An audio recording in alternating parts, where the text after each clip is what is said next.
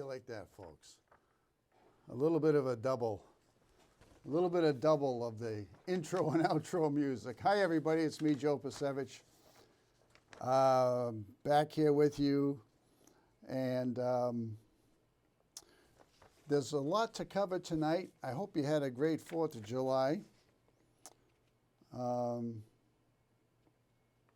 And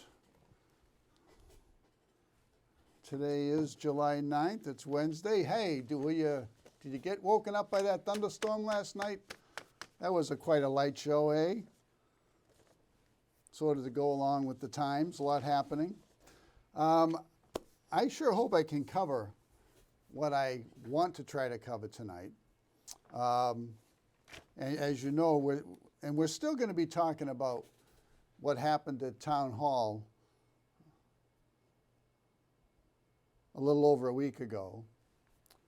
And that is the famous public session having to deal with which stemmed from an executive session on the police chief's character, reputation, etc. What's up? Volume up. Oh, volume up. Okay, thank you very much. I'm just getting a little technical advice. And I don't know how much of it I can get through, but I'm going to try. And I touched upon, first thing I want to do, I touched upon this last week. I more than touched upon it. But there was a characterization made or implied about the role that certain people had at the courthouse when I was on trial back in 2011, supposedly for trespassing at the schools and disturbing a school assembly. And I was dragged through the system for like 16 months. And that whole trespassing incident occurred because the superintendent of schools at the time would not return my phone call. And I went to and when he didn't return my phone call, rather what he did was he banished me from all school property. I left a message with the superintendent of schools saying, you know, I didn't get my parent-teacher conferences that I signed up for. Nobody would tell me why I wouldn't get them. And so I went to the superintendent's office after talking to the principal, and I said, would someone here please, and at the time the superintendent's office was at a temporary location at the Hancock Paint Building, the former Marshfield, part of the Marshfield school system, now a veterans veterans housing. And I left a message there saying, would you have Superintendent Middleton McGoodwin call me? I have a question about why I'm not getting my parent-teacher conferences. And he never called. And he admitted that at trial. Instead, what he apparently did was he banished me from all the schools. My attorney at the time said, don't even go try to vote. Don't even go try to play tennis or throw a Frisbee on school property.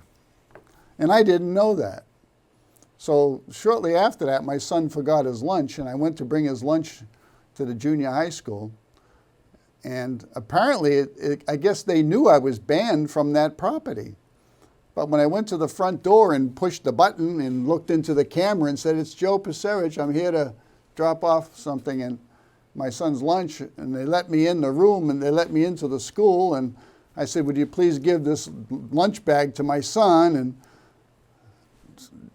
there was a short exchange which left me mystified, like they wouldn't tell me what it was about. But I said, well, just give him my lunch and I got to go. I had a customer waiting for me, so I had to leave. And then I turned around thinking my son was in trouble. They were very vague about what was going on there. And I went back to school, and once again, I pushed the buzzer, I announced myself, they let me in. Now they know that I'm banned from the school, but here they are unlocking the high security doors to let me in. And so at that time, they said I couldn't talk. I said, I want to speak to my son, please. Something's wrong. Is he in trouble? Did he do something wrong? It was totally unclear as to what was going on, but they were acting kind of strange. The people that I interacted with obviously knew something was up, but they kept let me in the building twice. Now I'm the dangerous person or something that's banished from all school property. And so they said, okay, you can talk to your son, but you can't talk to him. Just talk to him. If you want to talk to him, you have to sign him out of school. I said, sign him out? Okay, all right. And they put a book on the counter. They said, sign here. I am requesting my son to be released for the day. And I said, okay, I'll sign out. What do I do? They said, we'll go get him. I said, all right. So I'll just sit on the bench outside the office and wait for you to get my son so I can talk to him to find out what the heck's going on. Maybe he knows. Because nobody was telling me what was going on. And instead, they didn't get my son like they told me they would, which is an affront to any parent. Instead, they called the police. And the police arrested me. And so if you want to talk, during the famous session, public session on June the 30th, the select board, the chief of police said that in my comments on my show, I was saying there was a conspiracy between the police and the district attorney to get me prosecuted. And I said, I didn't say that. I didn't say Chief Tavares was involved. What I was describing was the atmosphere in the courtroom. Number one, I said I remembered seeing the chief there. He wasn't the chief at the time, he was a captain, because he was fairly new to me. I mean, I'd seen him around town. But I was puzzled. I was like, why is he here? That's why it made an impression on my mind that I said, well, that's Tavares. Because he's got nothing to do with my arrest. As far as I know, he's got nothing to do with the case. What's he here for? And then, of course, there was Jim Robinson. Same thing. It's like, what's he here for? And then it occurred to me that this was, and all the other people that were there from the town, I was like, oh, this must be like, the atmosphere was more like, this is a town effort. So it's like when a football team travels, they don't just bring 11 players. They bring all 48 that are on the squad, and they all stand on the sidelines. It's like a way of showing support. That's what I was thinking it was. Because I was like, Tavares has got nothing to do with this. What's he here for? You know, as far as I know. So that's what I was describing. And what I was describing was the fact that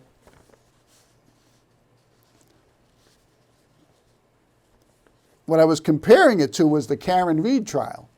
And in particular, Karen Reed's dad, who did an interview after the trial.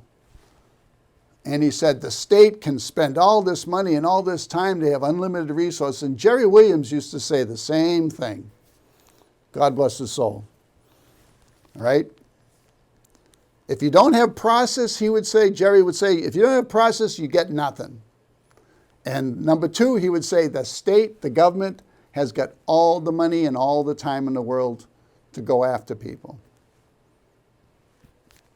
And I had already numerous times been berated and insulted for asking questions.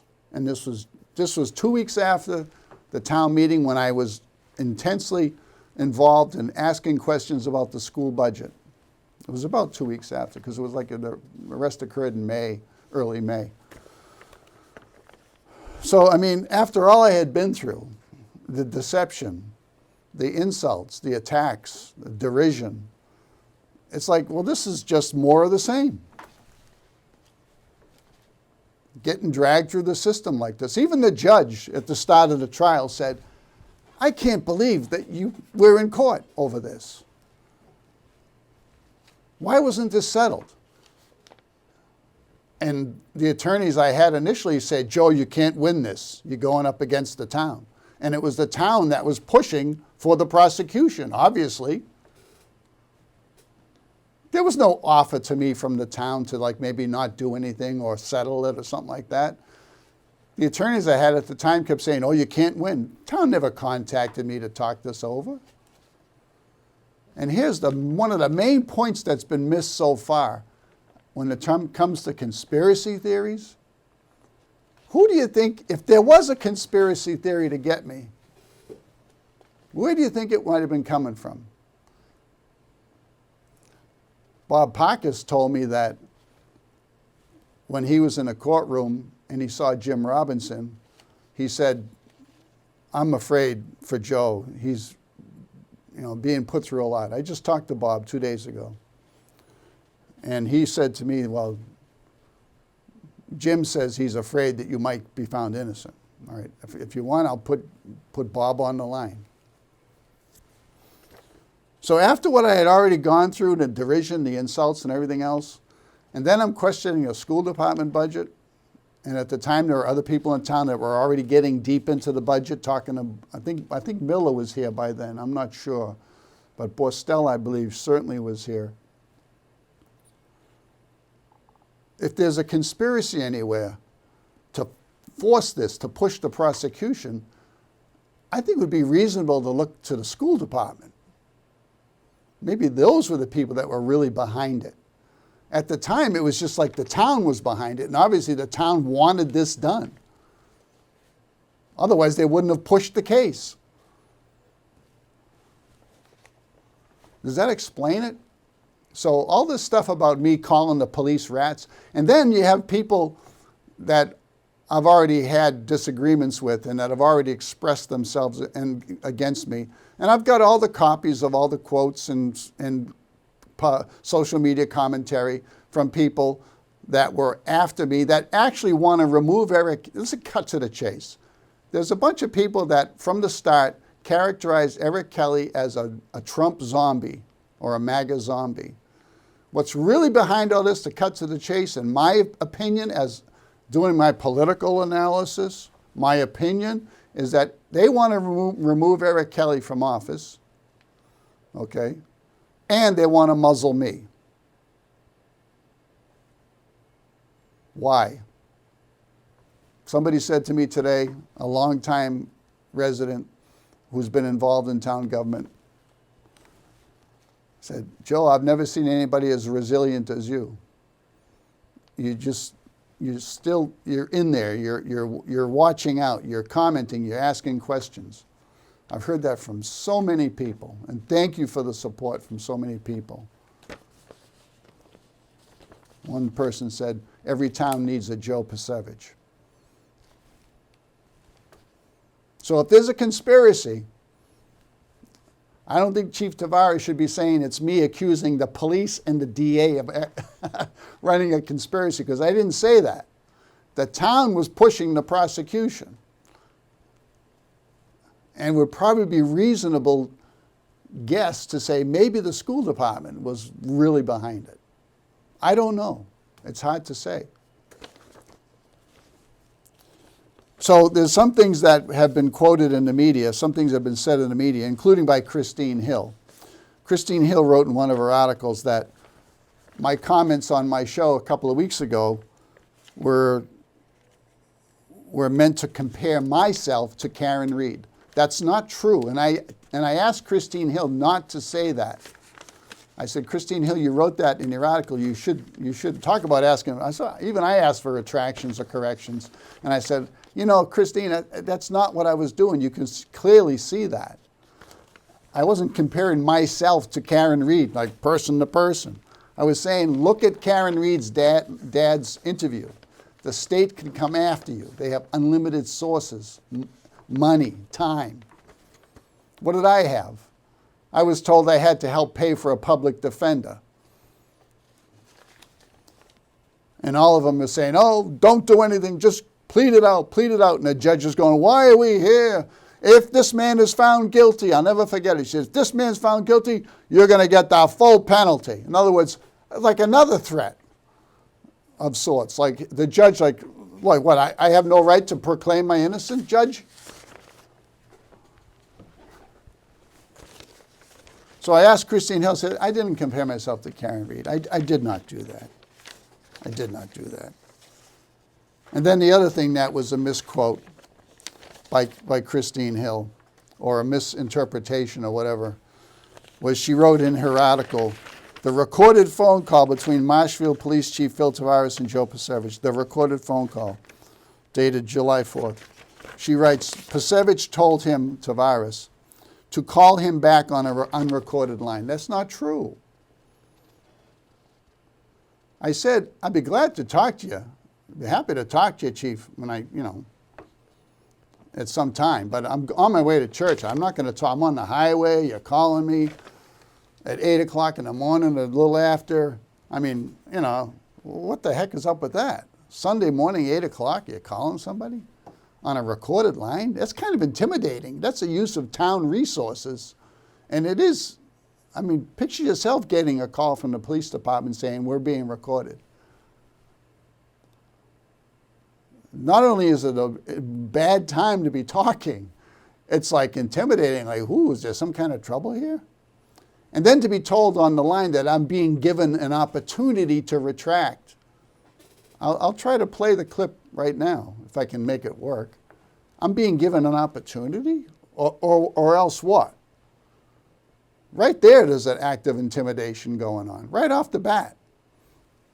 So there's some things, and again, all kinds of media, Patriot Ledger, WATD, South Shore News, South Shore Times, everybody's writing these articles, nobody contacts me, and all these misrepresentations.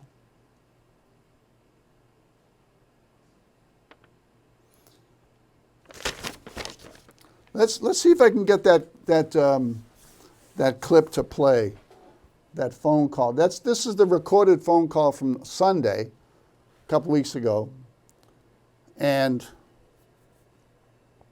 then there was a second phone call on the Tuesday following at about 8:30 in the morning, when a caller identifying himself as Tavares said, "I'm calling on an unrecorded line." Now I'm being And then he admits during the session at Town Hall a week ago Monday that he had people in the room listening in, which raises other questions.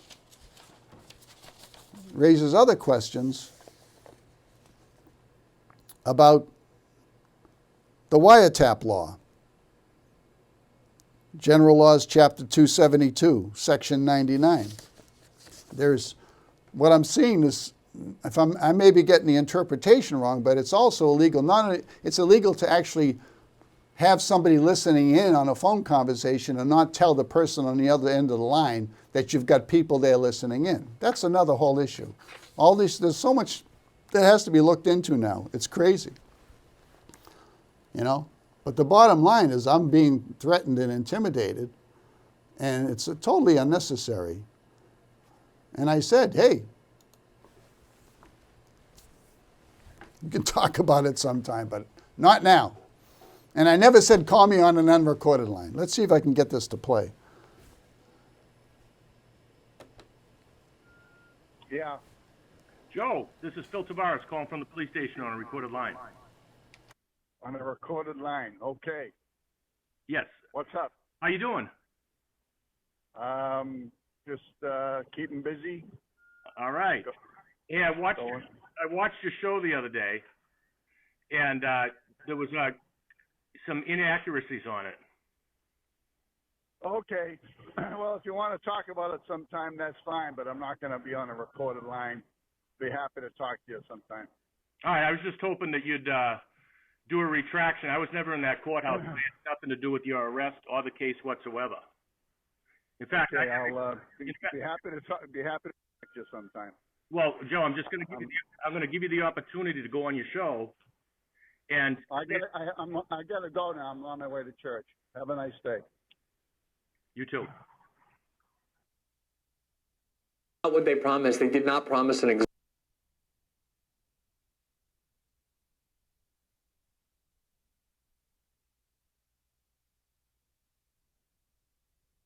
Whoop, hold on, I'm getting multiple clips popping up.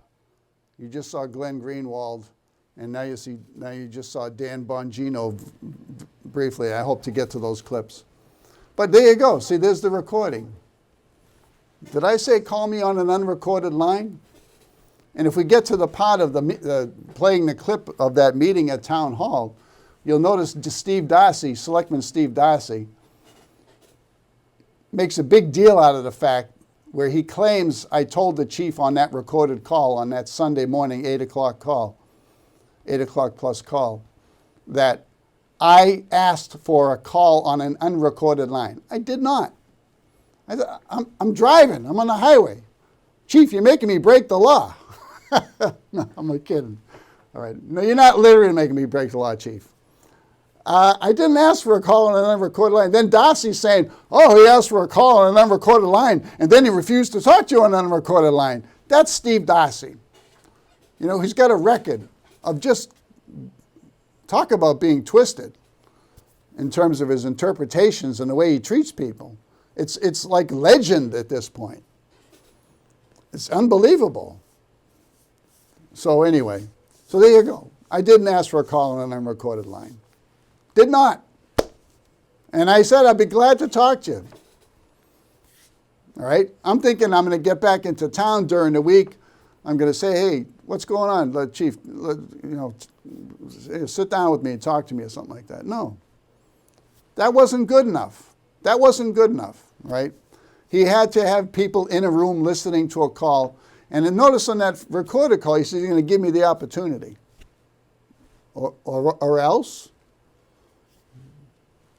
I don't like the sound of that. And then to have the second call come in on a Tuesday and and for that call to get quite hairy, that was talk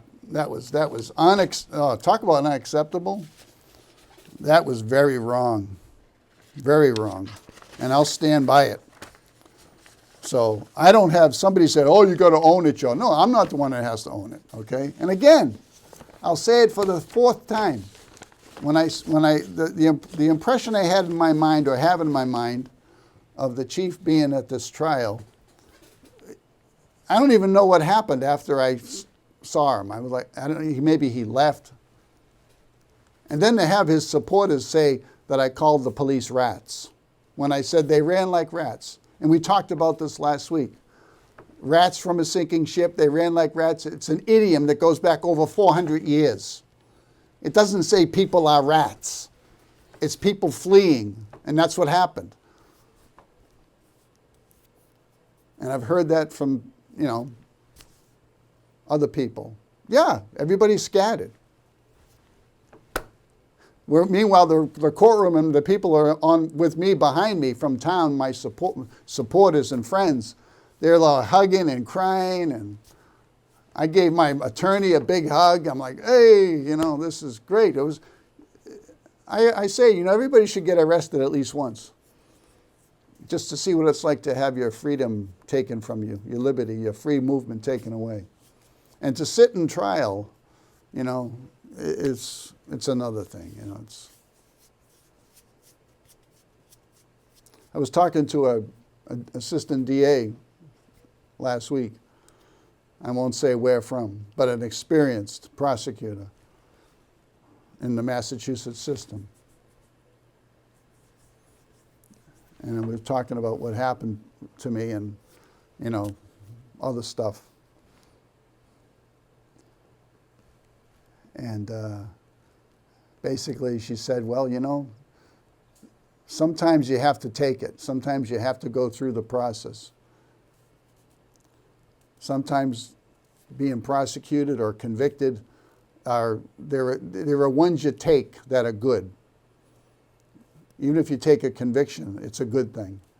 If you take the prosecution, there are good ones in those classes. And this was a very experienced prosecutor. So that's it. That's to clear up that aspect of this whole matter. I still haven't seen. People have been actively putting in a lot of requests for public records at Town Hall. I'm glad to be part of that. The criticism has seemed to have died down, that it's not a hot button issue on social media like it was last week. Part of that, I've gotten a lot of good response from people that have seen the last couple of shows, and thank you for your support. I'll say it again.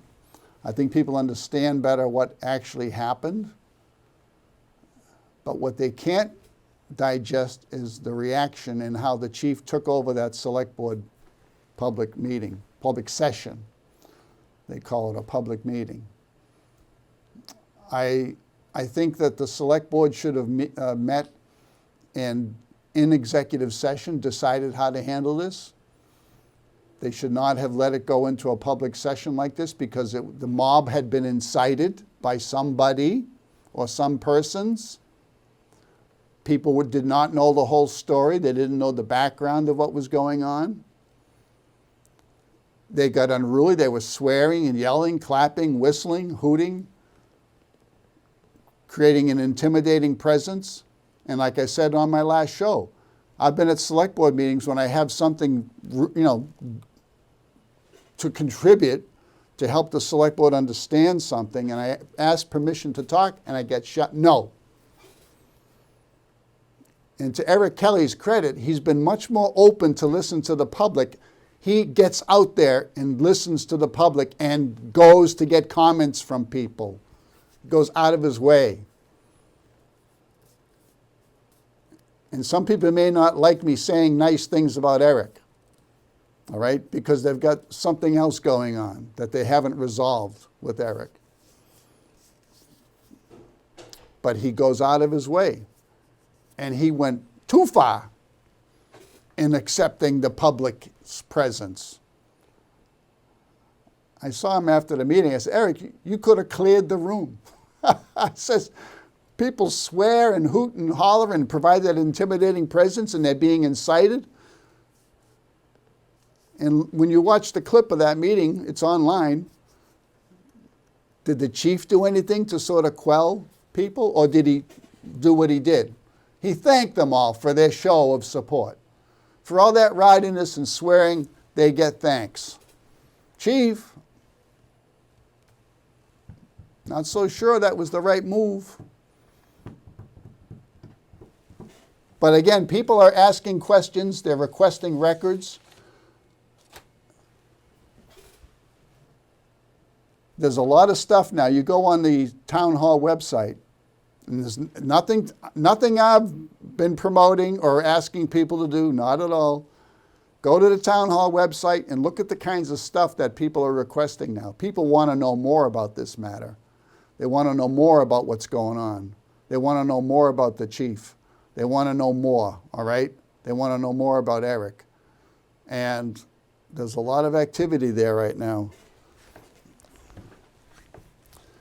And like I said, when I was giving the example of the Karen Reed trial and how it compared to, again, my incident, my thing was like a microcosm, a speck, if you could even call it that much, compared to what happened with the Karen Reed trial and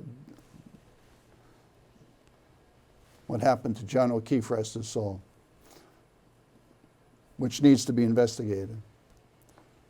But it goes, and the outpouring of support for Karen Reed really stems from the lack of confidence that the public has in your government and in the court system. After all, well, I don't want to get into the whole history of Massachusetts and the corruption and the cronyism and the nepotism.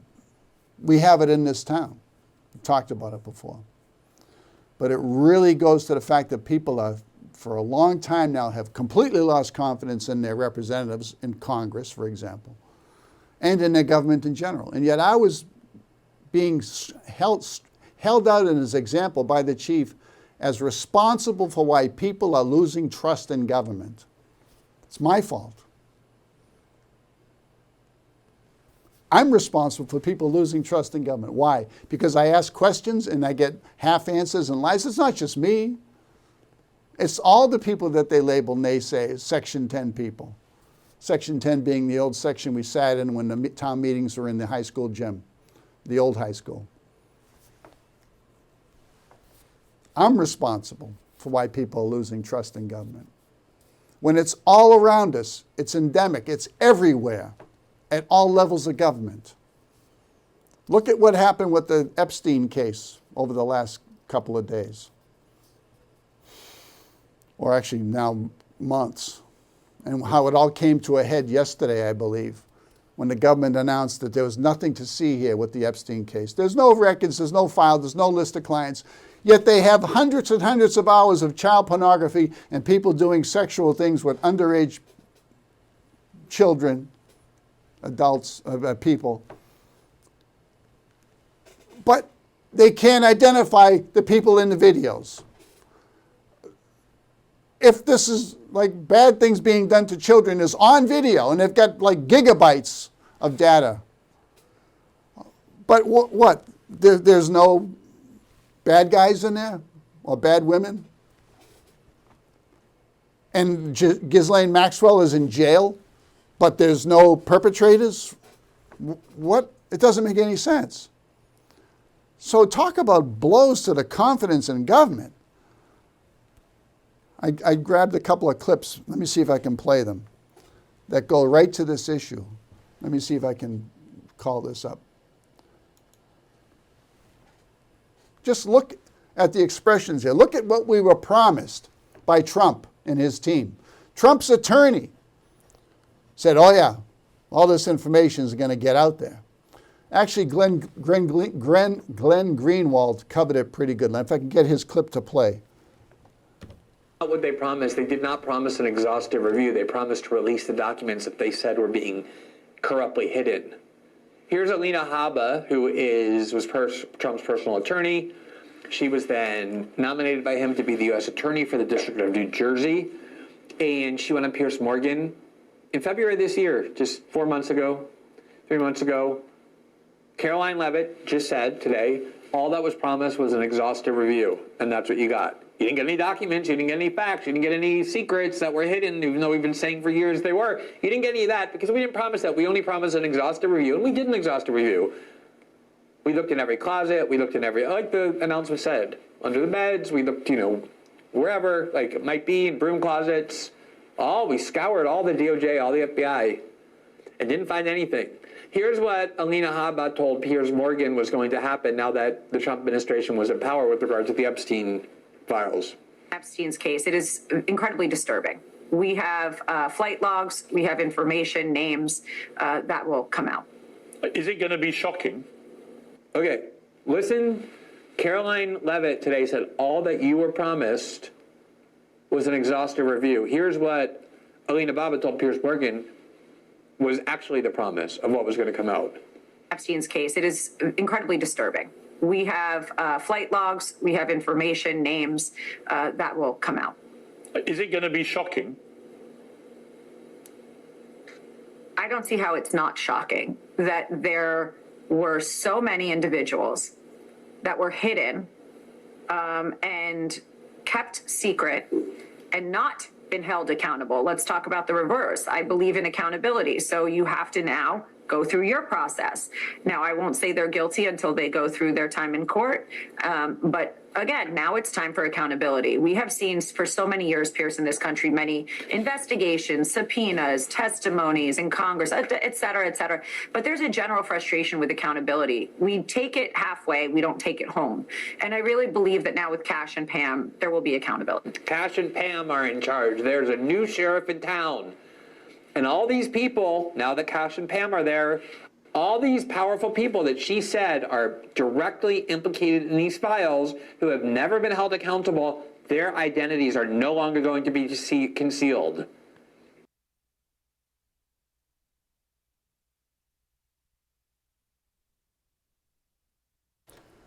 We have a problem with following through and with accountability. Like I said, the lesson of control room is if you want to understand what's happening in Marshall, look at the national level. If you want to understand the national level, look what's happening in Marshall, because human nature is what it is. And people like myself who have been struggling, like as a guy told me today at the supermarket, he said, I don't know anybody with your resilience, Joe. To be involved in town issues and ask questions and not be afraid to be the only person to get to the microphone and say, why are we giving $250,000 from free cash to the police department? Why are we giving $500,000 to the school department? The only person.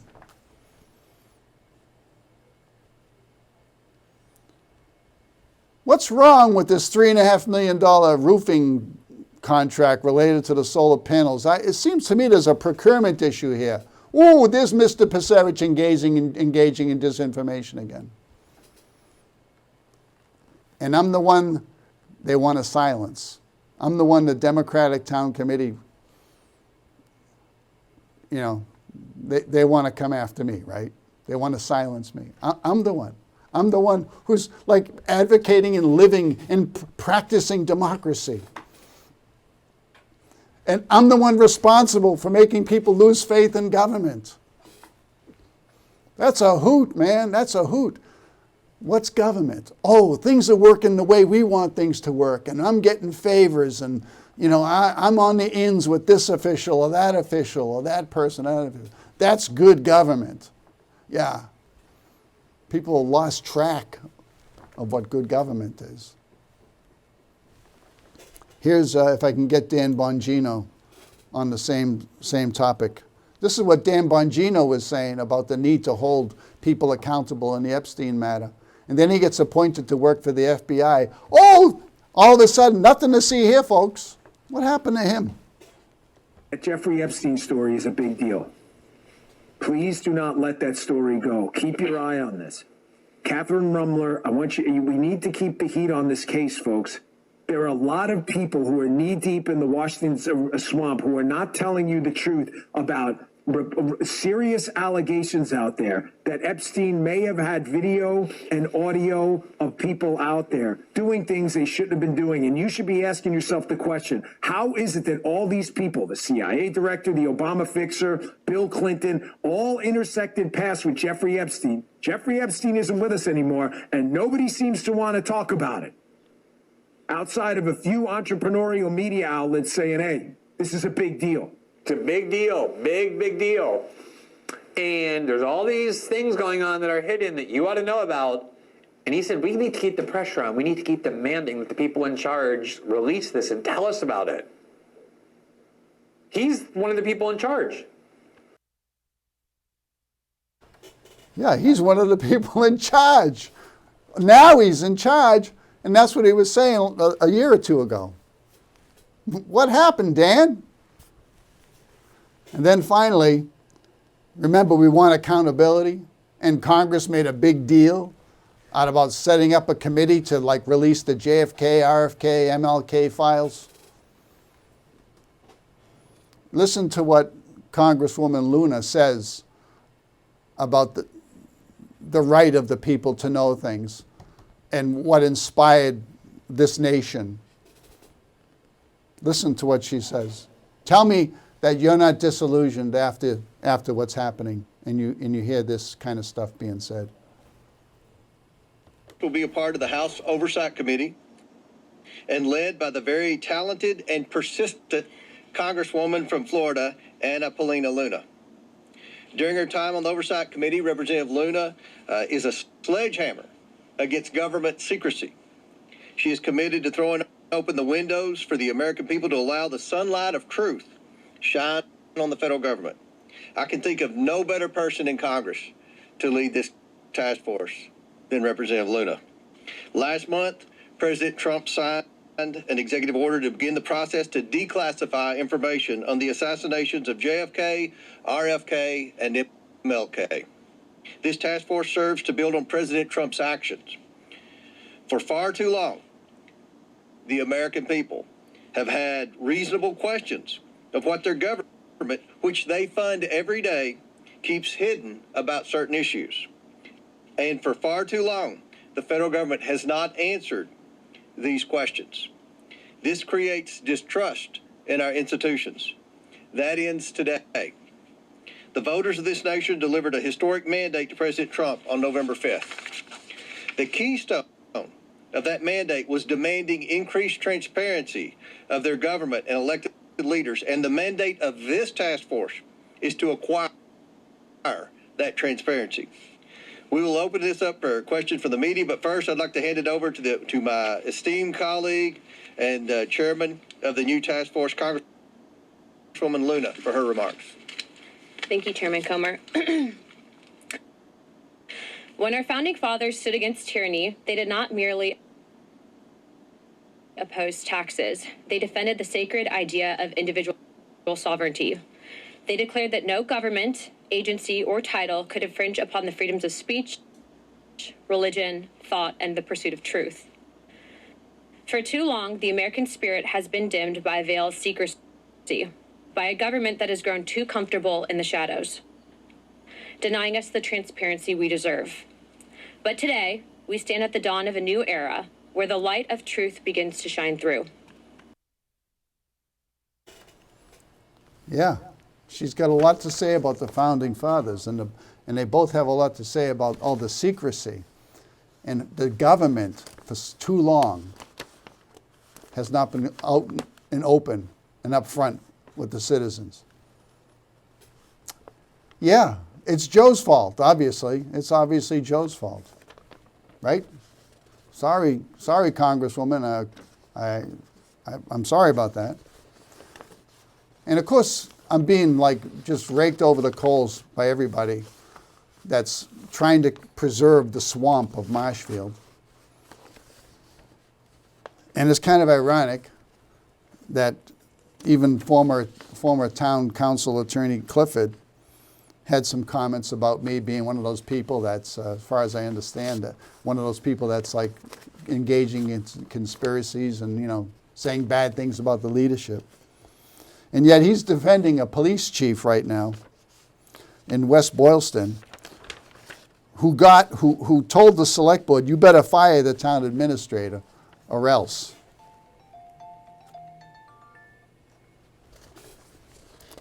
And Clifford writes in a statement just from February this year, the controversy over the firing of the administrator who Mr. Clifford is representing as his attorney. And Clifford goes after the police chief, saying the controversy is, quote, the direct result of Chief Minich putting his ego above the interest of his fellow officers in the town. Residents should carefully watch Monday's select board meeting. There are a lot of questions about Chief Minich's conduct and that of the select board right now. After Monday, which was a select board hearing on the matter, there'll be more. So here's Clifford saying you can't let a police chief basically take over the town. That's what I read in that. That's my interpretation. Now, don't call me on the phone, John. I'm not going to talk to you, all right?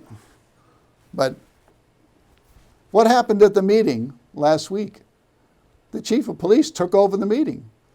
When a duly elected select board member, Trish Simpson, said, probably what this really warrants is just a letter saying, don't handle this matter a warning letter saying, don't ever handle a matter like this. I don't know what she was thinking. Was she thinking this, maybe misuse of town resources? Did she find my letter to the select board credible? I think so. I haven't seen any indication that it wasn't taken as credible. What did the chief say? That's unacceptable. How many times was Eric Kelley interrupted? Basically, the chief and the crowd that was brought in his support, I don't know who incited them, but they were definitely, I think incited is not too strong a word. They were there to assert their will over an elected body. There's supposed to be nothing higher than an elected body. And the police department is under the control of a civilian authority, the elected body, in this case, the select board. And the select board was talked down to and dictated to.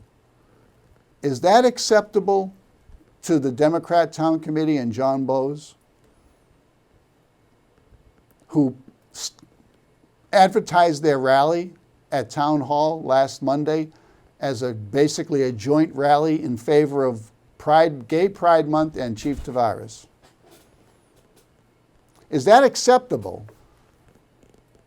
That a police official basically would talk down to and dictate terms to an elected body, which unfortunately, in my opinion, basically caved, except for Eric Kelley. Eric Kelley did not cave. Eric Kelley did the right thing. Eric Kelley asked questions. Eric Kelley is not a rubber stamp. Think of all the select boards and select board members, except for maybe Katie O'Donnell. I mean, even Jim Kilcoyne stood up for principles once in like his first or second year in office. But not since Katie O'Donnell has somebody actually said, no, this is wrong, or words to that effect. Every other select board member, rubber stamp, unanimous votes. Oh, the moderator, the administrator's doing a wonderful job, and the administrator's saying to the select board, oh, you guys are wonderful, and you're wonderful, and you're wonderful. One hand washing the other. And finally, you get a guy like Eric Kelley asking questions, putting thought. Now, is Eric's way of running meetings and prepping meetings causing some people to go, maybe this could be cleaned up a little bit? Yeah, okay. But boy, what a relief from the days of the rubber stamp. And we all voted for Trish Simpson because she said she wanted the people to be treated correctly and with respect. Was I treated with respect last Monday? We don't expect people to always be in lockstep on a select board like they were in years past when they were always in lockstep, not talking about issues, not exposing issues, not describing issues, not debating issues, just always voting unanimously. We don't want that. We want debate. I don't expect Trish Simpson and Eric Kelley. Darcy, forget it. He's hopeless, in my opinion. In terms of democracy and treating the public, he correctly, forget it.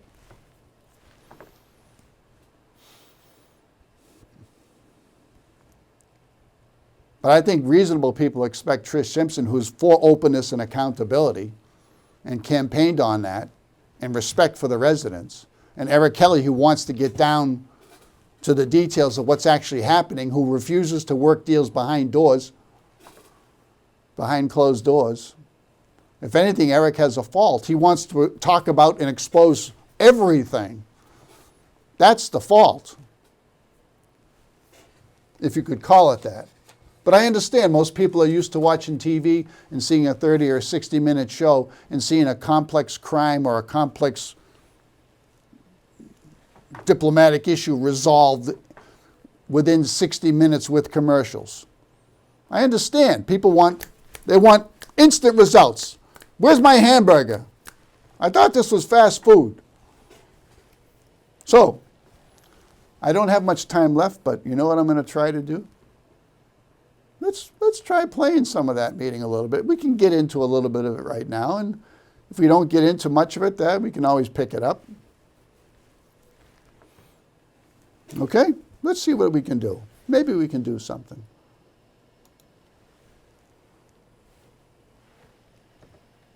Move to open the select board meeting of June 30th, 2025 at 5:30 p.m. Do I have a second? Second. Aye. Aye. This meeting is being recorded by Marshall Community Media. It is permissible for others to record this meeting. If anyone else is recording this meeting, can you please notify the select board now? I invite everybody to stand for the Pledge of Allegiance.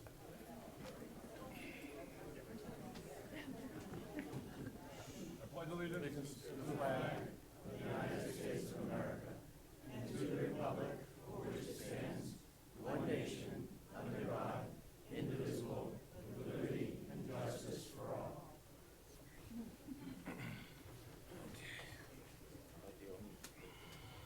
So we have an executive session lined up. before I read the motion, I guess,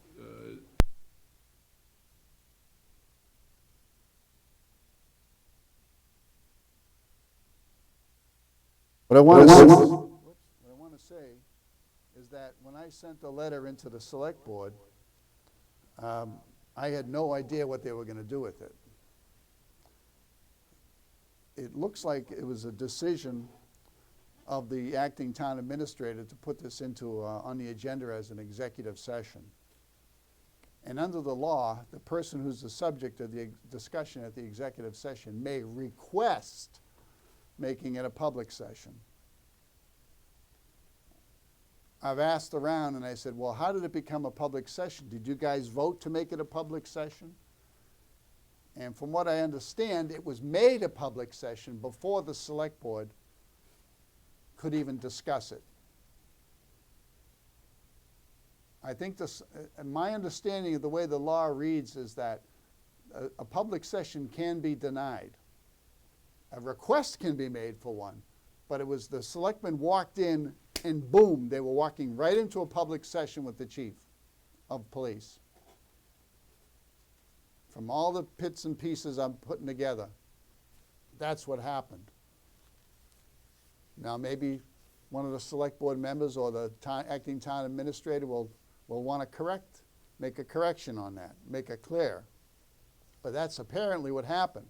And right off the top, Eric Kelley admits he's never been through a process like this before. He had never been through a process like this before. Eric Kelley said, I haven't been through this.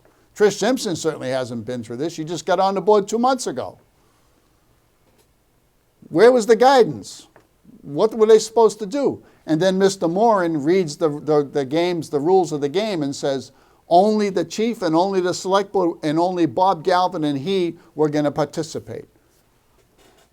Who did they leave out?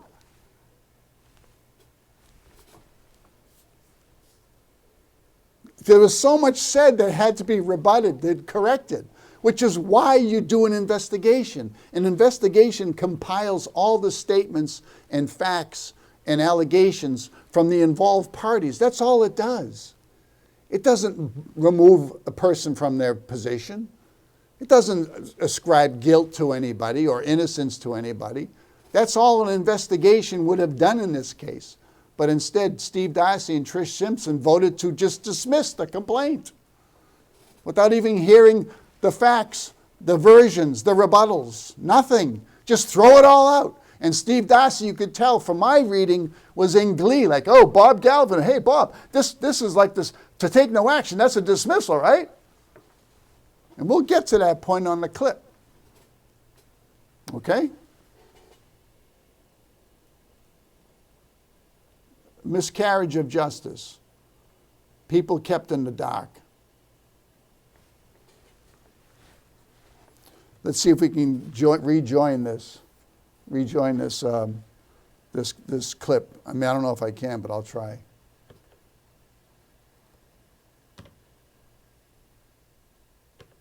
Nope, that's not it. Pardon me, folks, that's not it. Let me try to round it up again.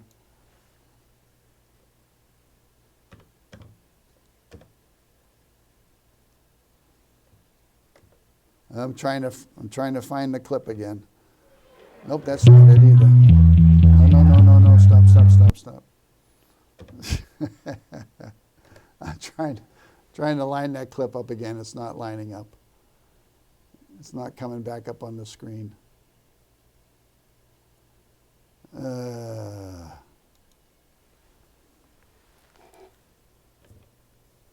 to open the select board meeting of June 30th, 2025 at 5:30 p.m. Do I have a second? Second. Aye. Aye. Aye. This meeting is being recorded by Marshall Community Media. It is permissible for others to record this meeting. If anyone else is recording this meeting, can you please notify the select board now? I invite everybody to stand for the Pledge of Allegiance.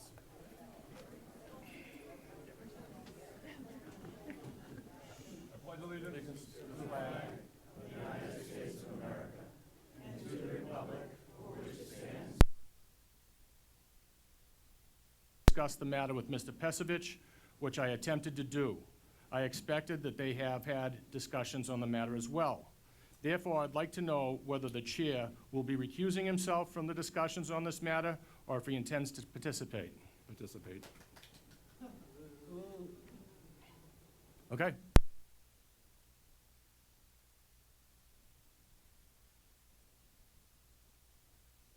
A quick comment on that.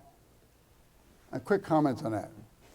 So the chief is asking Eric Kelley, since he's aware of a close relationship. I don't know what his interpretation of close relationship is and where he gets that information. Who told the chief that I have a close relationship with Eric? Yeah, I know Eric. I consider Eric friendly, a friend. I've known Eric, I've worked on TV shows with him, talked to him about business. I mean, there's a lot of stuff. But why would he recuse himself? And why didn't the chief mention that a member of Trish Simpson's family essentially works for the police department, at least in a summertime capacity? That's not a problem, right? How about Steve Darcy? What's Steve Darcy's relationship to the police department? But no, he has to focus on Eric. Why? Because this is about getting Eric. It's not about getting Joe so much as it is about getting Eric. And if we can get Joe at the same time, that would be a bonus. And John Bowes from the Democrat Town Committee is out there gathering signatures because he's threatening that he's going to create a recall position of an elected official. Why? Because he doesn't like the way Eric talks, or what? What can you justify that kind of an action over?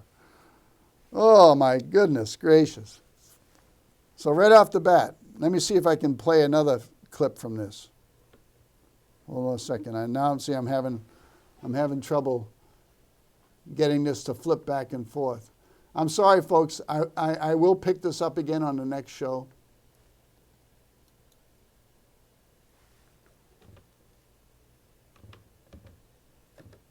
Nope, that's not it either. I'm having trouble.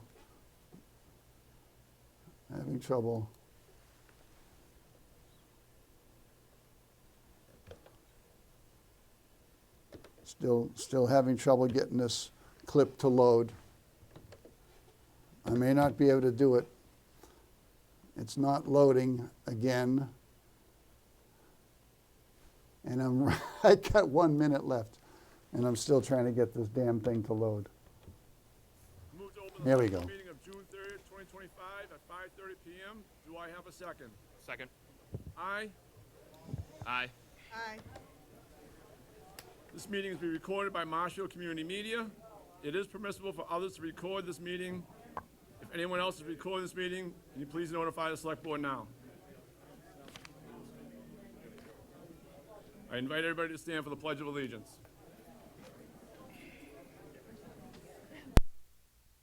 Can decide if they want to take no action, ask for a further investigation, or to proceed to a future disciplinary hearing. That is going to be what the board will be considering this evening. The chief is also a party to this. The only other people that we will be hearing from would be. Wait, folks, that's going to do it for me. I can't, I'll get the switching better off next time. So have a good night and have a good weekend. I'll see you next time. We'll get the switch back and forth working properly. But there's a lot in this meeting to go through. And it's going to be very, very enlightening. So that's my teaser to come back next week. I'm Joe Pasevich for Control Room. And let's see if I can get the outro to work, or at least maybe that'll work.